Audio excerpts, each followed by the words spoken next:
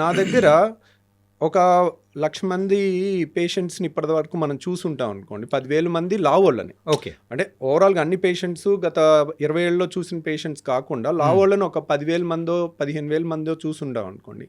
దాంట్లో చాలా 150 కేజెస్ దాటి ఉండి వీళ్ళకి సర్జరీ చేయించుకోండి, బరువు తగ్గుతారు, 150 kgs is dangerous for them అని చెప్తాము. సో కొంతమంది ఏముంది ఇలాగే చెప్తున్నారు, ఈరోజు నడుస్తున్నాం కదా, ఏం ప్రాబ్లం ఉంది అని నెగ్లెక్ట్ చేస్తారు. చక్రీ గారు లాగా నిద్రలో చనిపోయిన వాళ్ళు నా దగ్గర 160 మెంబర్స్ ఉన్నారు లిస్ట్. ఓ. అంటే మన దగ్గర సర్జరీకి వస్తారు, నడుచుకుంటూ వస్తారు. సో ఏముంది చేయించుకోండి, మీరు ఉండాల్సింది 70 కేజీలు, ఉన్నది 170 కేజీలు, 100 కేజీలు ఎక్స్ట్రా ఉన్నారు, మీకు ఎప్పుడైనా లైఫ్ రిస్క్ ఉండొచ్చు అని చెప్తాము. వాళ్ళకి అది ఎక్కదు. సో వాళ్ళు ఏముందిలే డాక్టర్లు అలాగే చెప్తారులే, మెల్లగొద్దాంలే, 6 months ఆగొద్దాం, 1 year ఆగొద్దాం. వాళ్ళకి ఫస్ట్ భయం ఉంటుంది బేరియాట్రిక్ సర్జరీ అంటే. ఓకే. ఇప్పుడు బేరియాట్రిక్ సర్జరీ అనగానే నేను 2011లో స్టార్ట్ చేశానండి. నేను స్టార్ట్ చేయకముందు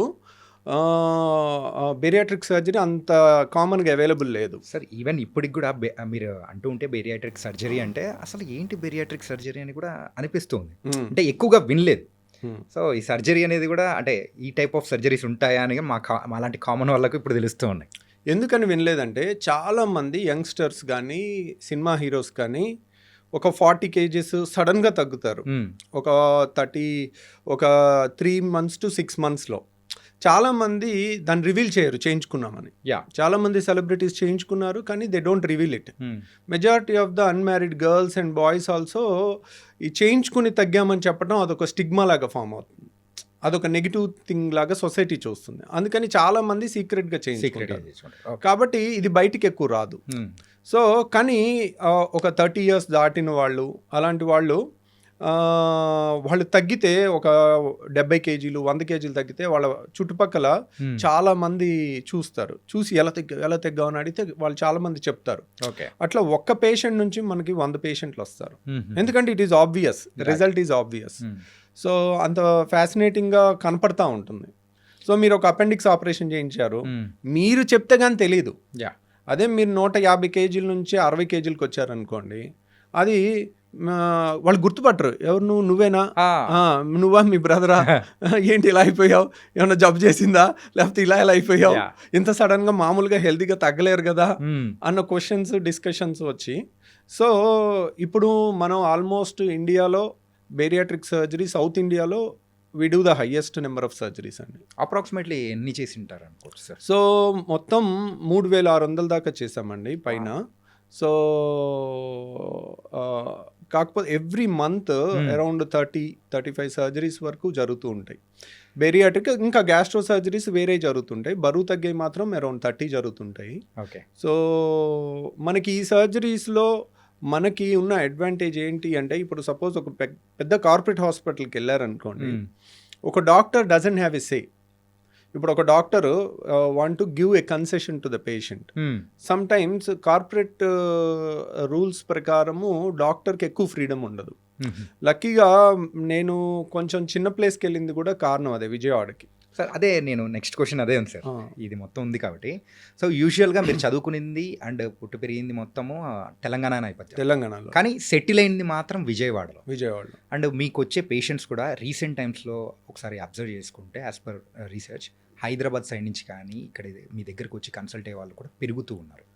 అండ్ మీ నాలెడ్జ్ షేరింగ్ అనేది కేవలము డైరెక్ట్గా వచ్చి కన్సల్ట్ అయ్యే వాళ్ళు అంటే వాళ్ళ వరకే కాకుండా, సో త్రూ వీడియోస్ ద్వారా కూడా మీరైతే అంటే ఇలా ఉంటుంది, ఈ టైప్ ఆఫ్ ప్రాబ్లమ్స్ అనేది కూడా ఉంటుందని చెప్పేసి ఒక అవగాహన అనేది కూడా త్రూ వీడియోస్ అనేది కూడా షేర్ చేస్తున్నారు. సో అలా you became one of the famous sir. So it was very nice also.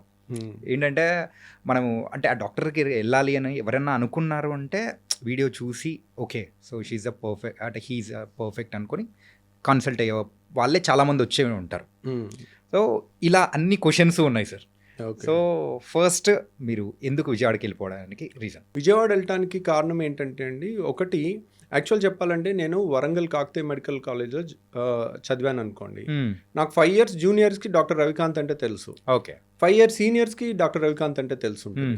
So okay, he's one of the best student in 150 members అనేది యూజువల్గా నోటెడ్ ఉంటుంది.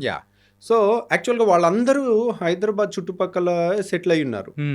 సో కాబట్టి నేను తర్వాత ఉస్మానియాలో నేను ఎంఎస్ చేశాను. అప్పుడు నాకు 3 ఇయర్స్ జూనియర్స్ సీనియర్స్ తెలుస్తారు, ప్లస్ మా కింద హండ్రెడ్స్ ఆఫ్ బ్యాచెస్ ఉంటాయి. ఇది మొత్తం ఎంబీబీఎస్ వాళ్ళు 200 మంది 5-6 బ్యాచ్లు మా దగ్గరకు వచ్చి మా కింద వర్క్ చేసి వెళ్తారు. ఓకే, హౌస్ సర్జన్స్ కానీ వాళ్ళు ఎక్కువ మందికి డాక్టర్ రవికాంత్ అంటే తెలిసి ఉంటుంది. ఇది హైదరాబాద్లో. తర్వాత నిమ్స్లో కూడా అంతే. నిమ్స్లో వర్క్ చేసినప్పుడు కూడా ఇక్కడ ఉన్నాం కాబట్టి. నేను ఇప్పుడు విజయవాడ వెళ్తే అక్కడ ఎవ్వరు చూసినా ఏదో ఆంధ్ర మెడికల్ కాలేజ్లో చదివిన వాళ్ళు ఉంటారు, లేదంటే రంగరాయలో చదివిన వాళ్ళు ఉంటారు, లేదంటే గుంటూరు మెడికల్ కాలేజ్లో చదివిన ఉంటారు. అక్కడ ప్రెస్టీజియస్ ఇన్స్టిట్యూట్స్ ఈ 3: రంగరాయ, లేదంటే ఆంధ్ర మెడికల్ కాలేజ్ వైజాగ్, లేదంటే గుంటూరు. అక్కడ వాళ్ళు ఎవరు నాకు పరిచయం లేరు. So I'm alien there. ఇక్కడ నేను ఏ హాస్పిటల్ కానీ వెళ్ళనివ్వండి, ఎవరో ఒకరు ఏరమ్మా నువ్వు ఇక్కడ ఉన్నావు ఏంటంటే, నేను ఇక్కడే వర్క్ చేసేదని చెప్తా ఉంటాను. ఎవరో ఒకళ్ళు ఫేస్ ఎక్కడో ఒక చోట 3 ప్లేస్లో జూనియర్ సీనియర్ దొరుకుతారు. ఇక్కడ ఉండుంటే నాకు రిఫరల్స్ ఎక్కువ వచ్చాయి, ఎక్కువ మంది మన ఫ్రెండ్స్ ఉంటారు కాబట్టి పంపించేవాళ్ళు. కాకపోతే ఇక్కడ సెటిల్ అవ్వటానికి ఒక డాక్టర్కి ఒక పెద్ద హాస్పిటల్ అనేది పెట్టడం చాలా కష్టం. అంటే ఇప్పుడు ల్యాండ్ రేట్లు కానివ్వండి, లేకపోతే ఆ టైంలో ఒక when we come out of medical college మా దగ్గర ఏముంటుంది, చదువు తప్పితే ఏముండదు, నాలెడ్జ్ తప్పితే ఏముండదు. కానీ దానికి ఇన్వెస్ట్ చేసే క్యాపబిలిటీస్ కానీ, ఈ బిజినెస్ నాలెడ్జ్ కానీ, లేకపోతే ఏమీ ఉండదు. మన అన్ఫార్చునేట్లీ మన ఎడ్యుకేషన్ సిస్టంలో ఎలా బతకాలి బయట అనేది నేర్పించరు. ఆ నాలెడ్జ్ మాత్రం షేర్ చేయగలుగుతారేమో, కానీ ఇప్పుడు అది కూడా చాలా ఎసెన్షియల్. సో హైదరాబాద్లో నేనుండి ఒక హాస్పిటల్ పెట్టి నేను సక్సెస్ అవ్వటం అనేది ఆలోచిస్తూ ఉండే ఒక క్వశ్చన్ మార్క్లో ఉంటా ఉన్నాను. సడన్గా నాకు ఒక జాబ్ ఆఫర్ అక్కడ విజయవాడలో వచ్చింది. ఓకే.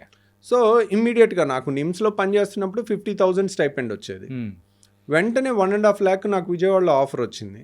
సో మా ఫాదర్ వాళ్ళు ఆల్రెడీ హుజూర్ నగర్లో 30 years డాక్టర్ కింద ప్రాక్టీస్ చేసి ఆయన ప్రాపర్టీస్ అన్నీ అమ్మేసి ఆయన ఆల్రెడీ మా అన్నయ్య వాళ్ళు అటు సెటిల్ అయ్యారని అక్కడికి వెళ్ళారు. ఇక్కడ విజయవాడకి వెళ్ళారు. సో అన్నయ్య ఉన్నారు, లేకపోతే మా నాన్నగారు అక్కడ ఉన్నారు. అక్కడ ఆఫర్ వచ్చింది. సో సరే వెళ్ళి చూద్దాం, 1 సంవత్సరం చూద్దాం, లేకపోతే వచ్చేద్దాం మళ్ళీ ఇక్కడికి అని అనుకున్నాను. ఇంకా అక్కడికి వెళ్ళాక దెర్ ఈజ్ ఎనీబడి, నేను హైదరాబాద్లో తెలంగాణలో పుట్టి పెరుగున్నాను కదా, everyone sees Vijayawada down. So ఇక్కడ నుంచి పేషెంట్స్ నా మీద నమ్మకంతో హైదరాబాద్లో పెద్ద పెద్ద హాస్పిటల్స్ వదిలేసి, సో అల్ట్రా రిచ్ పీపుల్ కూడా విజయవాడ నా కోసం వచ్చి మన హాస్పిటల్ అడ్మిట్ అయ్యి సర్జరీ చేయించుకుని వెళ్తుంటారు. వాళ్ళ చుట్టాలకి ఎవరికి చెప్పినా కానీ హైదరాబాద్ నుంచి విజయవాడ ట్రీట్మెంట్కి వెళ్తున్నాం అని దే సీ దెమ్ డౌన్. అంటే ఒక స్టెప్ దిగినట్టే కదా అనిపిస్తుంది, దిగినట్టు ఉంటుంది. సో వాళ్ళు దానికి ఎక్స్ప్లెయిన్ చేయటానికి నాకు నమ్మకం కుదిరింది, నేను వెళ్తున్నా అని చెప్తుంటారు. కానీ ఒకరికి చెప్పిన తర్వాత ఇంకొకరికి చెప్పాల్సి వస్తుంది. So but somehow the trust brings them to me ultimately. ఎందుకంటేనండి ఒక మెడిసిన్ రాయటము, ఎప్పుడో ఒకసారి షుగర్కి వెళ్ళి చూపించుకోవటం ఇట్ ఈజ్ ఓకే. కానీ ఒక సర్జరీ అనేది లైఫ్లో ఒక్కసారే జరుగుతుంది. సర్జరీని మైక్రో డిసెక్షన్ చేస్తే ఒక 100 steps ఉన్నాయనుకోండి. ఓకే. ఈచ్ స్టెప్లో ఏ స్టెప్లో చిన్న మిస్టేక్ జరిగినా దాని ఎఫెక్ట్ లైఫ్ లాంగ్ ఉంటుంది. రైట్. సో పేషెంట్కి లైఫ్ లాంగ్ ఉంటుంది. But it is worth it actually. మనకి who is the best in that అనేది తెలుసుకుని దాంట్లో బెస్ట్ అనే సర్జరీలో మాత్రం అసలు కాంప్రమైజ్ ఉండకూడదు. ఎందుకంటే మెడికల్లో పాస్ అవడానికి ఎంత అండి, 50% ఉంటే సరిపోతుంది. సో ఇప్పుడు మనం ఎవరి మీద ఆపరేషన్ చేసి నాకు 50% గ్యారంటీ అంటే ఒప్పుకుంటారా? యాక్చువల్ 99% కూడా సరిపోదు సర్జన్స్కి. యాక్చువల్గా ఇయర్ పాస్ అయ్యే కొద్దీ ఆ నెంబర్ ఆఫ్ కేసెస్ చేస్తూ ఉండే కొద్దీ మన యాక్యురసీ 99% రీచ్ అవుతుంది. 100% ఎవరికి రీచ్ అవుతుంది? ఎవరన్నా 100% రిజల్ట్స్ ఇస్తున్నానని చెప్పారనుకోండి, దే ఆర్ అబద్ధాలు చెప్తున్నట్టు. అంటే అక్కడే అర్థమైపోతుంది. యూజువల్గా దట్ ఈస్ ఇంపాసిబుల్. ఎందుకంటే సర్జన్ చేతిలో లేని చాలా ఉంటాయి. ఒక 1%. ఇప్పుడు సర్జరీ నేను చేస్తానండి, చేసిన మరుసటి రోజు హార్ట్ అటాక్ వచ్చి చచ్చిపోతారు. అది ఇంటి దగ్గర హార్ట్ అటాక్ వచ్చింది అనుకోండి, ఆపరేషన్ చేయకుండా ఏమంటారు, మన టైం బాగాలేదు, 5 నిమిషాలు అయిపోయింది, ఏం చేస్తామని వాళ్ళు ఫ్యామిలీ మెంబర్. ఆపరేషన్ అయిన మరుసటి రోజు హార్ట్ అటాక్ వచ్చింది అనుకోండి, అందరూ సస్పీషియస్గా చూస్తారు.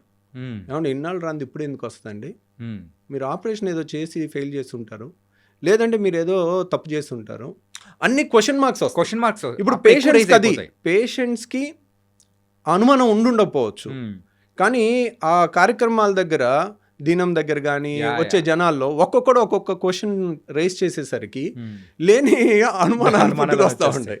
అంటే ఒక పేషెంట్ని it's a stressful job actually surgery అనేది. ఇప్పుడు surgery is the last preferred job.